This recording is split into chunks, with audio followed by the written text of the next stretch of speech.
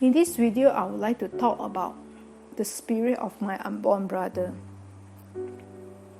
I decided to share this story to actually say that there's karmic consequences that comes with abortion that is being done. It will affect the family.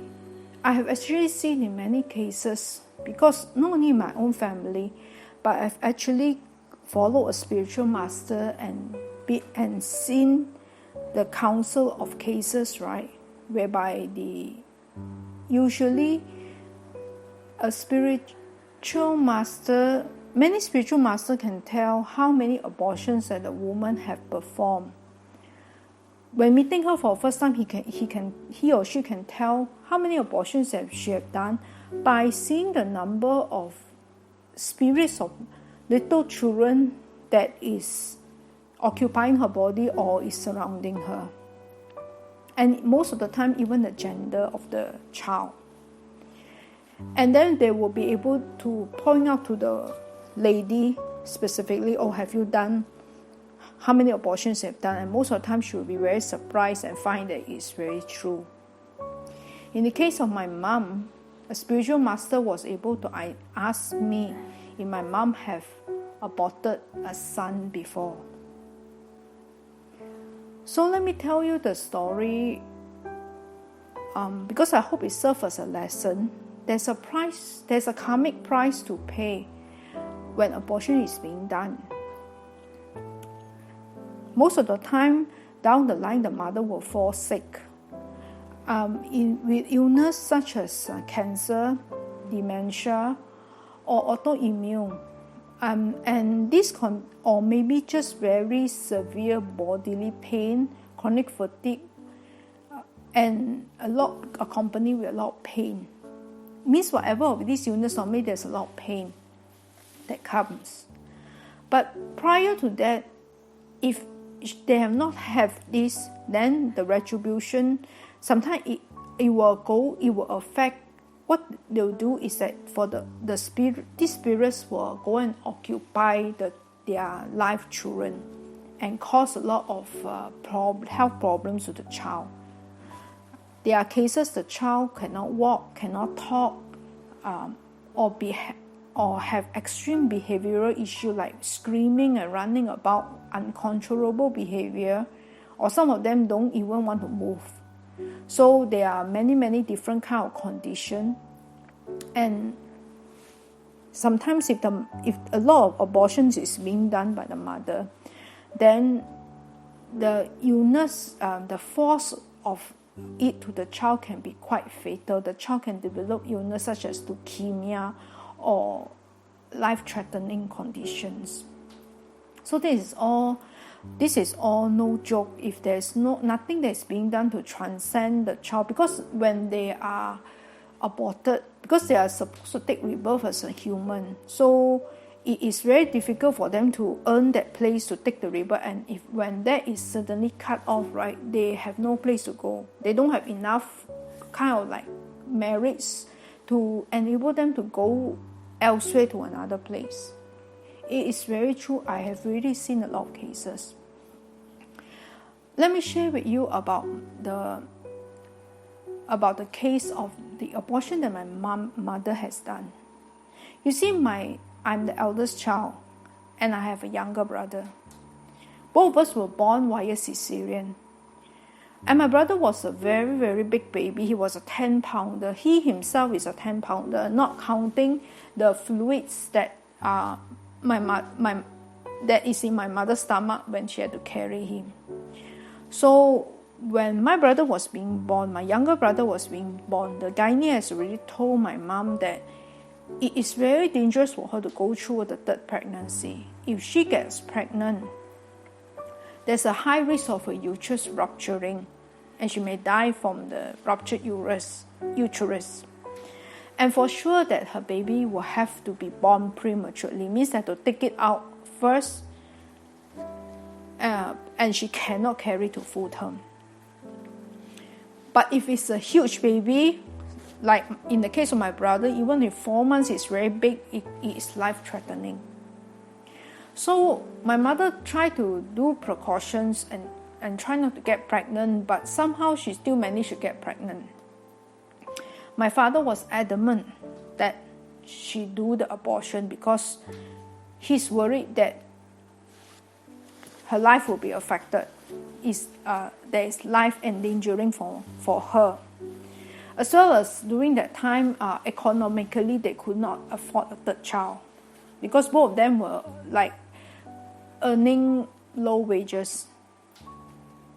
So in the end, my mother performed, abortion is illegal in Malaysia, but my mother could have the procedure legally done because of health reason. So after the abortion is being after that, my mother and my father was actually quite okay all along, but not long after that, they started to have a lot of arguments, a lot of quarrels. Somehow they no longer see eye to eye with each other. My mother will find my father's behavior irritating, and then she'll reprimand and she will scold and she'll complain. And my father find my mother's demeanor very, very annoying, and he got defensive. Somehow it's like both of them no longer see the good in each other. And I grew up in a household where both of them argued so much constantly. Not only that, I used to get very, very spooked out, very, very scared at night. I don't know why. I can't explain it. Because at night, there was a period where my mother had to leave my brother and me both at home alone at certain periods when she had to go for night shift to work. My father always will come back after midnight because he worked in the press.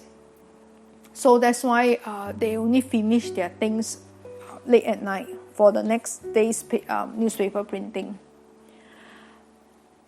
I always used to get very, very scared. And when we sleep on the bed, right, I always feel something climb up on the bed together. A small little wake that climb up at night. And I'll be frozen and I'll be very scared. So I thought that maybe it's my imagination, but there was one time we had a nanny over, and she was sitting on the bed with us when she tucked us into sleep, right?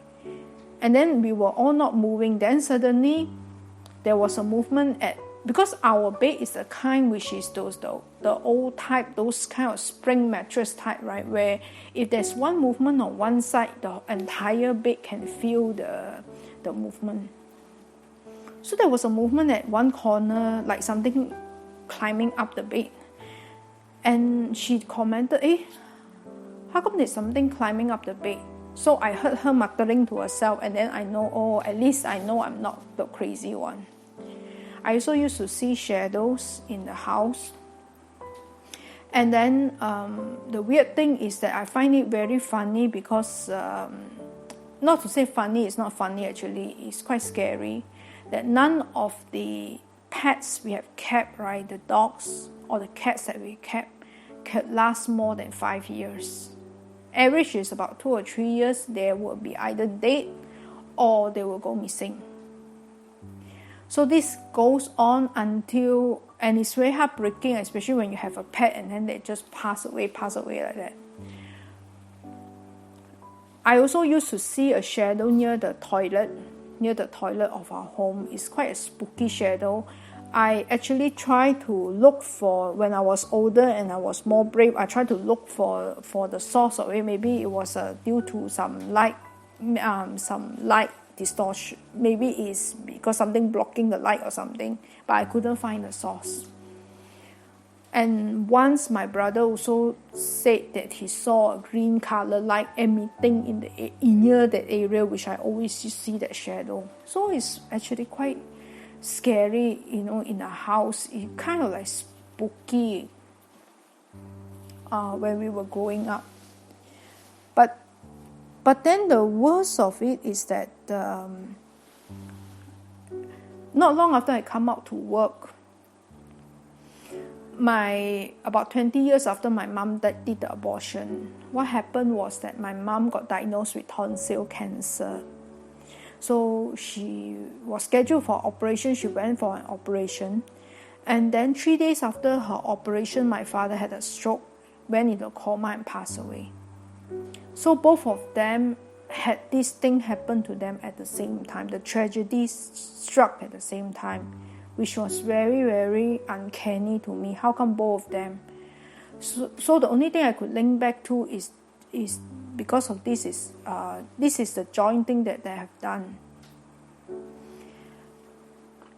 My mother and my father both have this very life-threatening condition. In fact, my mother's tonsil cancer was already quite bad already. The operation lasted more than 10 hours. The operation was supposed to be like maybe 2 hours or something. The doctor said maybe 2 hours would be settled. They just had to remove the tonsil and some surrounding tissue, but ended up more than 10 hours before she came out, and she was very weak from the operation. After the operation, then a few days later, my father got a stroke and went into a coma. So this was till today one of the most terrible experience of my life. But to me, I don't think my mother would not have been able to make it had not. The only difference between my mother and my father, both of them are good people, they're not bad people. The only difference between my mother and my father is that my mother had spiritual practice. Because 10 years prior to her diagnosis of the tonsil cancer, she had an urge to start to do chanting. So she learned up the chanting. She says she don't know why, she just had the urge. And then she started doing chanting every morning. She took the Great Compassionate Mantra, the Tai Bei Zhou, and then the White Robe Guan Yin, the Ba Yi Gun Yam chanting. And then she chanted it every morning. She made an effort to get up. She really had to get up early to cook for us before going to work. She even got up earlier just to be able to do her chanting. And then she said initially when she started, she felt as though she was so sleepy, like there was a force dragging her to go and lie down on the floor. But she persevered. And after about 2 weeks, right, the feeling went off and she became very alert, extremely alert, which lasted throughout the period when she was doing chanting. So I believe that this is what saved her. Because my father himself didn't believe in spiritual practice when he was alive. So he did nothing of it. That's why in the end, and of course a few years later, there was a spiritual master asked me if, let's say, my mother had done the abortion of a boy before.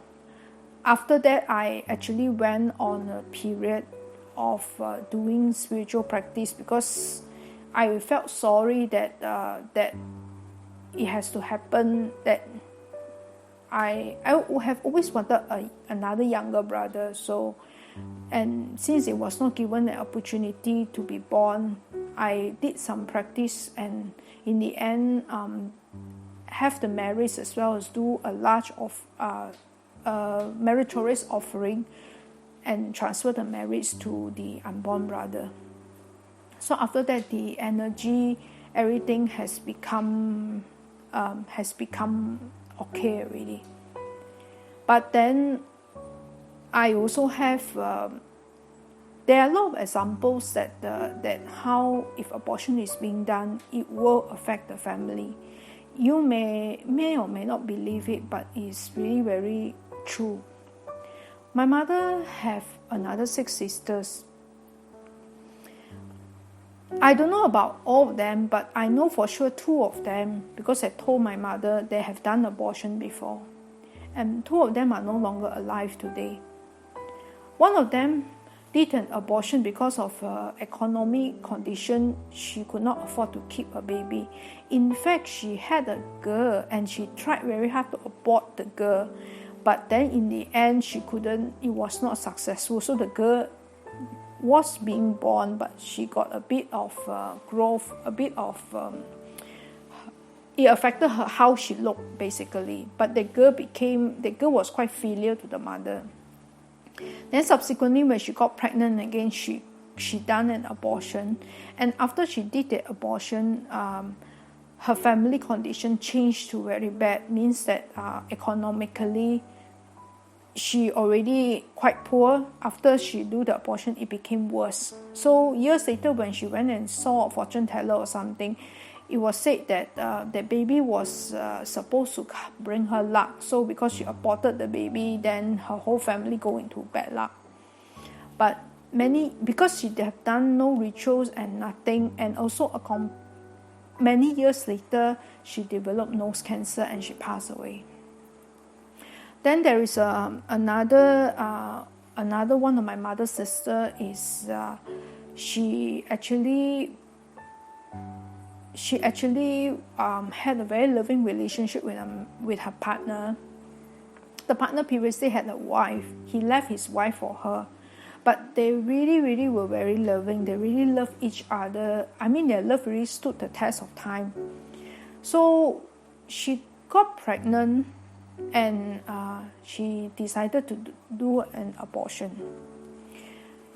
If she gave birth to the baby, right, the baby will be exactly the same age as me. But then, after she did the abortion, about more than 20 years later, she suddenly had stroke. The condition that she had, it was quite funny because she had all the symptoms of somebody who is getting stroke, but somehow she just refused to go to treatment, and somehow people were not persistent enough to bring her to treatment. So the stroke that she had caused her not to be able to, she was in a vegetative state. The only thing that she could move were her eyes. So she was totally bedridden from the stroke.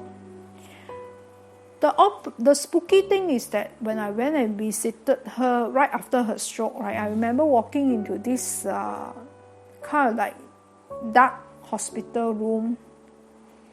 The feeling that struck me, that time was still quite young. I'm not really that active in spiritual practice. I just started not long. But there was a profound kind of feeling that struck me that her stroke was a spiritual cause, and it was due to her aborted child, as well as the man's first wife. I was quite puzzled about the first wife thing because I thought I was imagining things, but that feeling was so strong, I couldn't explain it. Maybe because this auntie was also quite close to us. So I thought maybe the first wife did something, maybe she done some black magic or something, but because I know it's got to do with the child and it was got to do with her. But then after that, because I thought the first wife was still alive, but eventually I found out that she had passed away from cancer, and she was quite bitter when she passed away because she was very angry with her husband. So no surprise. And then I always saw fear in my auntie's eyes. Always kind of feeling like she was seeing something that I couldn't see. A lot of fear, but because she couldn't talk. The stroke took away her ability to speak. So I guess she lived in the fear, and she was tortured for about 2 or 3 years before she finally passed away from complication. But the touching part is during the stroke, my uncle, her partner, looked after her very well. She was bedridden, but she never had a single bed sore in her body. She was actually sent to a home because the uncle was also he also had back problems. He couldn't really fully look after her, and he had to work to have some income. But he went every day to that home to care for her, to wipe her body, everything. That's why she don't have bed sore. She was very well taken care of. And when she passed away, her partner was very sad, and he never really quite got over her. So it was quite a sad ending to their love story, actually. But what struck me was actually this case. I would feel that it could be prevented if, let's say, especially over the abortion one, if there are some kind of rituals that could be done to transcend the spirit of the baby. There are various rituals that can be done. The purpose of this ritual, this religious ritual, is to enable to a child to have sufficient merits to take rebirth, to live and to take rebirth. But in order to do that, the mother also need to have repentance. Repentance is and remorse is very important. Regret of what they've done is very important. Because bear in mind that these beings, they are normally quite angry, and they already have a lot of hatred because of the rejection that's being done. Imagine if we are them, what are we going to feel when our mother don't want us, kill us? Some of them already become fetus, they're quite advanced stage in the pregnancy already.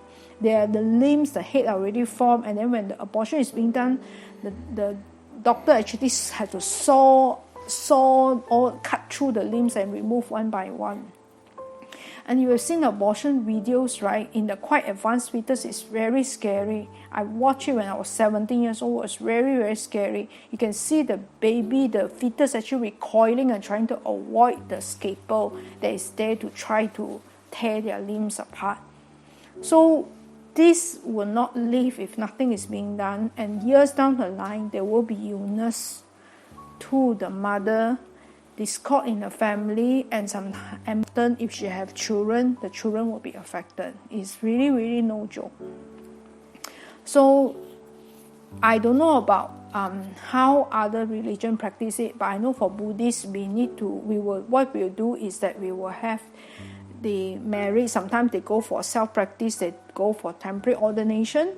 They have the merits to be able to they will say so. They will really have repentance because they know what we are thinking, what we are feeling. We can't fake it or hide it from them. You can't. If the person is not really repentant, normally they will be forgiven. So there have to be repentance, because in the first place, we are the one that did wrong. We are the one that didn't take precaution and got ourselves pregnant. And when we do the abortion, right, we are the one that deny them of the life. So it's a killing. And so we have to make it up for that. So sometimes the mother will do the religious practice. In the case of me, I did it on behalf of my mother, because my mother didn't really believe in it. So I did some observations, and then in the end I do some offering to a highly accomplished monk, and in the end it helps the things get better. But then one of the approach that I find that is more kind of used worldwide is the method that is proposed by the Master Lu Junhong, the late Master Lu Junhong of Guan Yin Chitta or Xingling Famen. He has this chanting of little houses, because they have this. They have branches all over the world, including in countries like Canada, France, Italy, US, right? So I believe that if you are from this country, Australia, all this, you can consult the nearest branch closer, and then get how to do this chanting. It comprises of this, what they call the little house chanting, where you can learn these are established Buddhist chant with the Great Compassion Mantra, Tai Bei Zhou, the Heart Sutra, and then another 2 chants, right, that actually chant in one number, it will make one little house. So they chant the specific number, and then they actually have a ritual to burn it off and offer. The thing is that it works because they have many people around the world that did it, and it does help them, does help to relieve the illness. So obviously the method works. The marriage is received, right, and then the beings were able to live and forgive, and they are able to end in an amicable way. So I'll leave the details in the description box if you want to find out more information, because I'm not affiliated with this organization, but being a Buddhist, I go through their approach. I find that it is something that is easier to be. It doesn't cost anything. It's just that you have to spend a bit of time to do the chanting every day, and even if you are from other faith also, you can do the chanting, because this is basically requesting it's not to say that you are converting to the faith or to Buddhist or what, but it's to request the help of the Guan Yin Bodhisattva to actually through the chanting, the merits, to be able to, the great compassionate Guan Yin, to help these beings, right, to actually transcend and to actually have the merits to take rebirth. Because you see, it's like you want to hope to have something to, if something is being attached to you, they can't live because they don't have any sort of like, the merits is the currency in the spiritual world. They don't have these merits to enable them to live. So the way you can generate the merits that it reaches a sufficient level for them to live is to do the spiritual practice, that chanting. And then once the merits is sufficient, they will take it, and then they'll live, and both will part in good terms. And for when they live, right, when the person have that illness, like let's say the child is being not able to walk or not able to talk, right? If the nerve is not permanently damaged, after the spirit leave, when they do the physiotherapy or the treatment, then it's going to improve the child. But when the spirit is still inside the body, right, they will go for the treatment, they get better for a while, then come back, the spirit will wreck it again, then go and then get better and then come back wreck. So they won't see any improvement.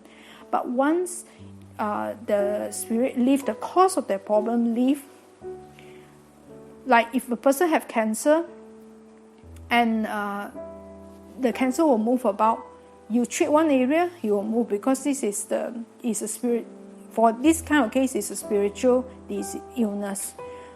And it will move, in the end you reach the bones. So it becomes fatal because the cause is not being addressed.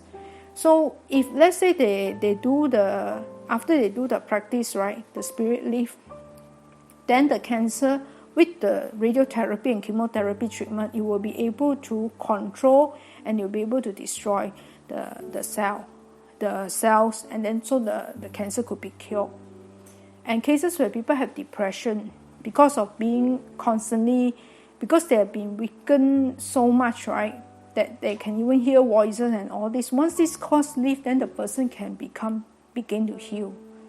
So it's important to actually understand that there are a lot of illness that have a spiritual cause. And even today, you can't find answers and can't really say that all the illness can be 100% cured.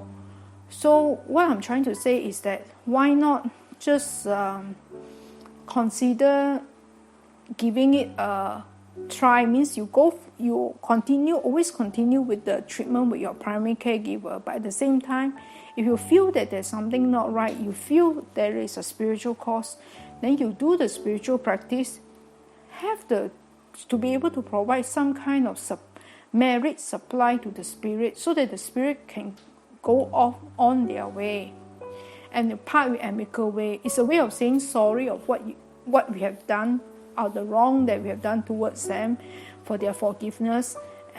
We are in the wrong in the first place, so we should take responsibility instead of blaming and all this. Take the responsibility to the practice, and chanting also will have the effect that helps to calm down our mind. So after that, see if the life improves, because I know that there are many people worldwide that is doing this kind of chanting because it helps, including foreigners. So this is something that I hope that I want to do this video is because sometimes when I read the symptoms, when I see the people posting the symptom, like the ladies will say that they have pain at night, they feel that their limbs are being pulled, and then like their limbs are being pulled, and then sometimes they can hallucinate, they saw figures of little children running around, or to me it's very quite clear-cut case, but of course I can't mention it openly like in forums and all this. So what I'll do is I post it in my channel, and it's up to you to see if, let's say, it's something that you could believe, and if yes, then maybe you can try to start your own spiritual practice, because for spiritual illness, only spiritual practice can help to cure it. And after the cause is being cured, then with the medical intervention, the physical symptoms will be able to be healed as well. Okay, take care.